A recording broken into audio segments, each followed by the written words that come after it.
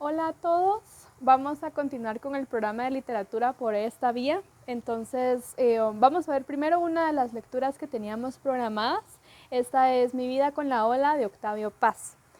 Pues primero quisiera que todos pudieran tener cerca de ustedes algún tipo de papel, algún cuaderno, algo donde pudieran anotar las dudas que tengan vamos a hacer algunos ejercicios de escritura para que todos podamos interpretar qué fue lo que quería decir Octavio Paz ante Mi vida con la ola y qué podemos nosotros interpretar para nuestros propios trabajos sobre el paisaje y la naturaleza.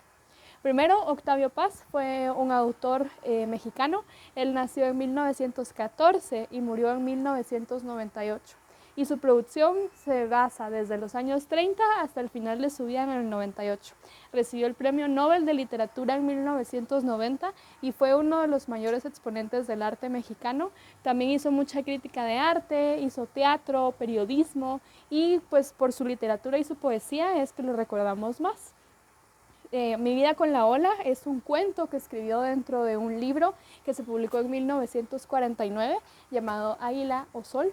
Y pues Mi vida con la ola es básicamente un cuento corto de realismo mágico. Esto quiere decir que es realismo porque el cuento pareciera que es verdad, que existe, que puede pasarnos a nosotros también, que es parte de la realidad, pero al mismo tiempo tiene este elemento fantástico, ¿verdad? Porque sería imposible que nosotros pudiéramos tener la misma relación que Octavio Paz tiene con la ola en la vida real. Entonces hablamos del realismo mágico cuando estamos hablando de algo que pareciera que pudiera ser real, pero que tiene un elemento de fantasía, ¿verdad? Algo que no puede pasar en la realidad, así como Mi vida con la ola. Entonces, pues primero podríamos preguntarnos qué es lo que pasa en el cuento, ¿verdad? Como yo espero que ustedes lo hayan leído, pues podemos saber que Octavio Paz viaja al mar y descubre a una ola de la que se enamora. Y entonces con esta ola enamorada se la trae de regreso en un tren.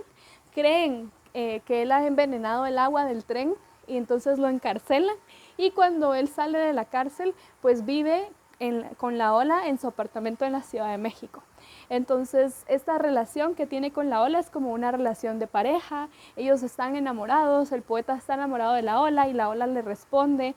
La ola tiene ciertas cualidades, ¿verdad? Octavio Paz dice que es esbelta y ligera, por ejemplo, y la describe como si fuera una mujer de la que él está enamorado. Entonces comienza a hablar un poco sobre cómo es que se despierta todos los días con ella a la par, qué siente cuando la mira al despertar, qué siente cuando está comiendo con ella, cómo es la vida que tienen ellos dos en pareja en este apartamento. Pero luego la convivencia se empieza a tornar un poco más difícil. La ola empieza a sentirse encerrada, empieza a sentir que no es en la ciudad donde pertenece y mucho menos no es encerrada en un apartamento, ¿verdad? Entonces empieza a ser un poco violenta con el poeta, empieza a ahogarlo, a romper sus cosas y el poeta, como está desesperado, lo que hace es empezar a salir. Entonces el poeta tiene su vida normal y la ola se queda encerrada en el apartamento sufriendo el encierro, ¿verdad? Podríamos imaginar qué sentiría una ola que estuviera encerrada en un lugar que no fuera el mar. Y también podríamos pensar qué sentiría un poeta que está pues encerrado con una ola que está siendo peligrosa para él. Esta también podría ser una metáfora hacia la vida de pareja, ¿verdad? Cómo es de que una mujer podría sentirse después del matrimonio encerrada en su casa y luego cómo podría ser que el esposo, su respuesta fuera salir a la calle mientras ella se queda en casa, él sale a trabajar, ella se queda encerrada, ¿verdad? Y Octavio Paz está haciendo entonces una analogía o una metáfora sobre las relaciones humanas a través de esta fantasía de un poeta que se enamora de una ola que la lleva a vivir a su apartamento. Pero una de las cosas que podríamos pensar nosotros es qué papel entonces cumple la ola en el cuento, ¿verdad? Podríamos preguntarnos quién es la ola para nosotros, si es una mujer, si es un hombre, si es solo una fantasía de la naturaleza, cómo es esta ola, ¿verdad? ¿Cómo la describe el poeta? Y luego, ¿cómo es la relación que ellos dos tienen? Estábamos describiendo que puede ser una relación amorosa, pero podríamos también pensar que es una relación de amistad muy cercana o que es una relación familiar. Sin embargo, sabemos que pues la ola es una representación femenina de la que Octavio Paz está enamorado en el cuento. Entonces, una pregunta que podríamos hacernos nosotros en nuestro propio trabajo es si alguna vez nosotros nos hemos sentido enamorados de algo particular de la naturaleza. Sentimos que hay algo de la naturaleza que nos atrae tanto que quisiéramos llevarlo a nuestras casas y quedarnos con eso por siempre, por ejemplo. Tal vez podría ser una hoja, una flor, una especie de plantita que nos agrada, algo tan grande como una ola, ¿verdad? Como para Octavio Paz, si es tal vez la lluvia la que nos atrae y entonces quisiéramos tener una relación con ello. ¿Qué elemento de la naturaleza ustedes podrían sentir con el que podrían tener una relación? Eso podrían escribirlo en sus cuadernos o en sus hojas, que al final, cuando nosotros regresemos a las clases, vamos a revisarlas y discutirlas todos juntos. Entonces, la primera pregunta es, si pudieran escoger un elemento de la naturaleza para que fuera la ola que Octavio Paz escogió, para ustedes, ¿qué sería ese elemento? ¿Con qué elemento ustedes podrían llegar a su casa a vivir? ¿Con qué elemento de la naturaleza tendrían una relación enamorada? ¿De qué elementos se enamorarían ustedes? Esa es la primera pregunta. Y luego vamos a seguir hablando. Entonces, también estamos hablando que pues el poeta fue al mar y allí fue donde descubrió a esta ola, ¿verdad? No fue como que la ola siempre haya vivido con él, sino él la trajo de un lugar que era el mar hacia la Ciudad de México y hacia su apartamento. Entonces, bajo este elemento que ustedes escogieron, quisiera que me narraran en una especie de cuento muy, muy breve cómo ustedes tendrían que traer este elemento que escogieron a sus casas.